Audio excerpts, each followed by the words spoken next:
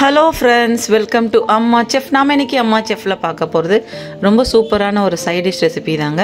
கருவேப்பிலை சட்னி எப்படி பண்ணுறதுன்ட்டு தான் வீடியோவில் பார்க்க போகிறோம். இட்லி தோசைக்கு ரொம்ப ரொம்ப சூப்பரான ஒரு சைட் டிஷ்ஷு, ரொம்ப ஆரோக்கியமானதும் கூட. இதை எப்படி பண்ணுறதுன்றது தான் நாம் இன்றைக்கி வீடியோவில் பார்க்க போகிறோம். வீடியோக்குள்ளே போகிறதுக்கு முன்னாடி மறக்காமல் அம்மா செஃப் சேனலை சப்ஸ்கிரைப் பண்ணி வச்சுக்கோங்க. இந்த கருவேப்பிலை சட்னி பண்ணுறதுக்கு பேனில் 1 டேபிள் ஸ்பூன் அளவுக்கு எண்ணெய் ஊற்றிக்கலாம். எண்ணெய் நல்லா சூடாகணும். எண்ணெய் நல்லா சூடானதும் இதில் 1 டேபிள் ஸ்பூன் அளவுக்கு கடலைப்பருப்பு சேர்த்துக்கலாம். கூடவே 1 டேபிள் ஸ்பூன் அளவுக்கு உளுத்தம்பருப்பு சேர்த்துட்டு ரெண்டுமே எண்ணெயிலே மீடியம் ஃப்ளேமில் வச்சு பொன்னிறமாக வர வரைக்கும் இதை நம்ம வறுத்து எடுத்துக்கணும். இந்த மாதிரி லைட்டாக பொன்னிறமாக வரும்போதே இதில் நம்ம மற்ற பொருள்கள் எல்லாமே சேர்த்துக்கலாம். இதில் பார்த்திங்கன்னா ஒரு 10 பல்லு போல் பூண்டு சேர்த்துக்கலாம். பூண்டு நல்லா தோலை நீக்கிட்டு நாட்டு பூண்டாக இந்த மாதிரி சேர்த்துக்கோங்க. கூடவே ஒரு 10 அளவுக்கு சின்ன வெங்காயமும் சேர்த்துக்கோங்க. கூடவே ஒரு 7 அளவுக்கு வரமிளகாவும் சேர்த்துக்கோங்க. சேர்த்துட்டு இது எல்லாமே மீடியம் ஃப்ளேமில் வச்சு நல்லா வதக்குங்க. இதில் கொஞ்சம் வரமிளகா கூட இருந்துச்சுன்னா தான் அந்த காரத்துக்கு ஏற்ற மாதிரி கருவேப்பிலை சட்னி ரொம்ப சூப்பராக இருக்கும். இந்த அளவுக்கு நல்லா வதங்கினதும் இதில் ஒரு 2 தேங்காய் பத்தை இந்த மாதிரி சின்ன சின்ன பீஸாக கட் பண்ணி சேர்த்துக்கோங்க. இல்லைனா துருவிட்டு கூட சேர்த்துக்கலாம்.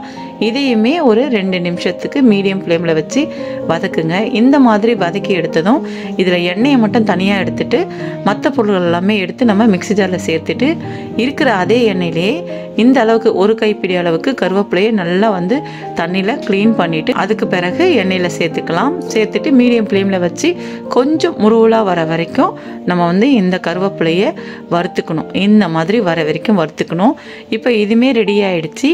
இதையுமே நம்ம மிக்ஸி ஜாரில் சேர்த்துக்கலாம்.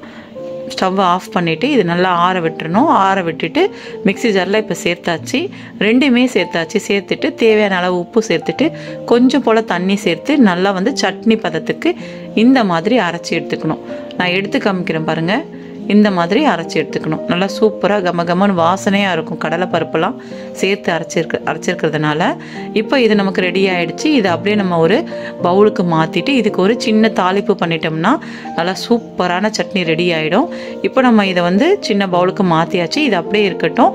நல்லா கொஞ்சம் போல் எண்ணெயை விட்டு நல்லா காஞ்சதும் கடுகு உளுத்தம்பருப்பு கூடவே ஒரு வரமிளகாய் கொஞ்சம் கருவேப்பிலை சேர்த்துட்டு நம்ம தாளிப்பு பண்ணிவிட்டு ஊற்றியாச்சு. இப்போது சூப்பரான மணக்க கருவேப்பிலை சட்னி இட்லி தோசைக்கு ரொம்ப ரொம்ப அருமையாக இருக்கும்.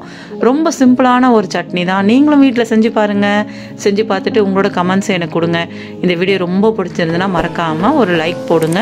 அம்மா செஃப் சேனலில் இது வரைக்கும் நீங்கள் சப்ஸ்கிரைப் பண்ணாமல் இருந்தீங்கன்னா மறக்காமல் அம்மா செஃப் சேனலையும் சப்ஸ்கிரைப் பண்ணி வச்சுக்கோங்க. நன்றி, வணக்கம்.